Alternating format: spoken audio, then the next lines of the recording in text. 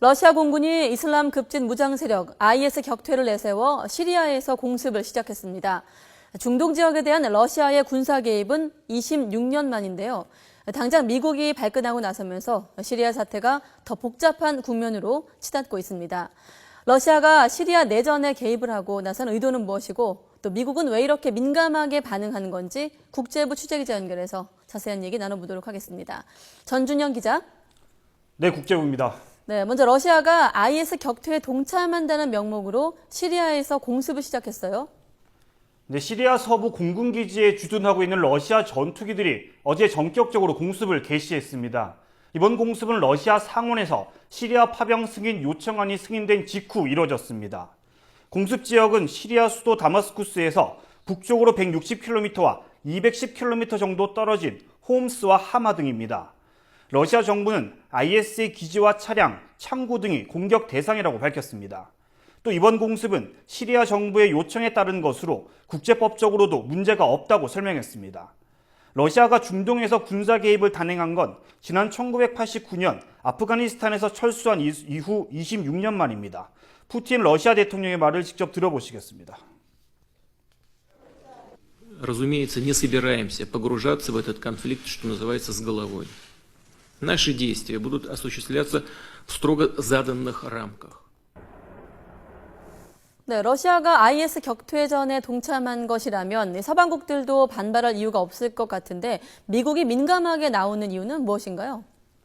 러시아는 IS를 공격했다고 밝혔지만 미국은 실제 러시아의 공습 대상이 IS가 아니라고 판단했기 때문입니다. 미국과 시리아 반군 측은 러시아가 공습한 지역이 IS가 아닌 다른 반군이 장악한 곳이라고 주장했습니다. 러시아가 공습한 홈스시 북부는 IS가 아니라 알-누스라 전선과 이슬람주의 반군 등이 장악한 곳이라는 겁니다. 또 다른 공습지인 하마시도 이슬람주의 반군과 온건 반군들이 활동하는 지역인 것으로 알려졌습니다. 이 반군들은 서방국들의 지원 아래 알-아사드 현 시리아 정권과 내전을 벌이면서 IS를 상대로도 싸우고 있습니다. 특히 러시아의 이번 공습으로 여성과 어린이 등 민간인도 수십 명이 숨진 것으로 전해져 반발이 더욱 커지고 있습니다. 미 국방부 장관의 말을 직접 들어보시겠습니다. Are you saying then that the strikes were in a place where you believe there were no ISIL fighters and therefore leads you to that? Again, I want to be careful about confirming information, but it does appear that they were in areas where there probably were not ISIL forces, and that is precisely one of the problems with this whole approach. 네, IS 기지가 아닌 것 같다. 카터 장관의 얘기대로 러시아가 IS를 공격한다고 해놓고 다른 반군 장악 지역을 공습한다면 그 이유는 무엇이라고 볼 수 있을까요? 러시아는 서방국들이 축출하려는 이 시리아의 바샤르 알-아사드 정권과 오랜 기간 우호 관계를 유지해왔습니다. 이 때문에 이번 군사 개입을 통해 아사드 정권을 지켜주려는 속셈이라는 분석이 많습니다. 러시아는 시리아가 프랑스로부터 독립을 선포한 1944년 외교 관계를 수립한 뒤 수십 년간 깊은 신뢰 관계를 쌓아왔습니다.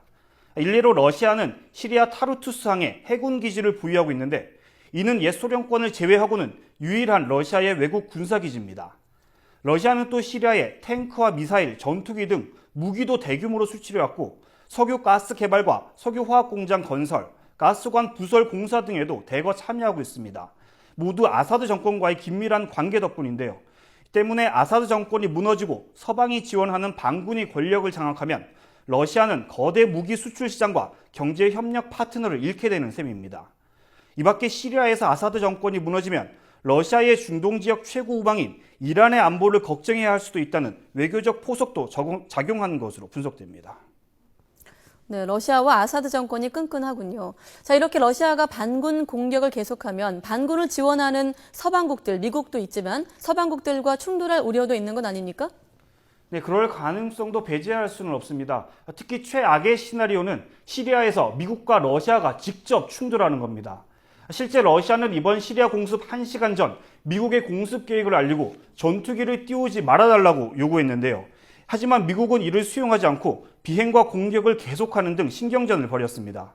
이 때문에 우크라이나에서 대리전을 치렀던 미국과 러시아가 중동에서는 직접적인 무력 충돌을 일으키지는 않을까 긴장감이 커지고 있습니다. 다만 겉으로는 이렇게 시리아 해법을 둘러싸고 충돌하는 것처럼 보이지만 미국으로서도 러시아의 개입이 악재만은 아니라는 분석도 있습니다. 미국은 시리아 내전 5년간 별다른 해결책을 내놓지 못했는데 러시아가 적극적으로 나선다면 협상으로 해결의 실마리를 풀어볼 수 있다는 겁니다. 일단 돌발적인 충돌을 막기 위해서 미국과 러시아가 곧 시리아에서 군사회담을 개최하기로 한 만큼 양측이 어떤 타협안을 내놓을지 지켜봐야 할 것 같습니다. 지금까지 국제부에서 YTN 전준영입니다.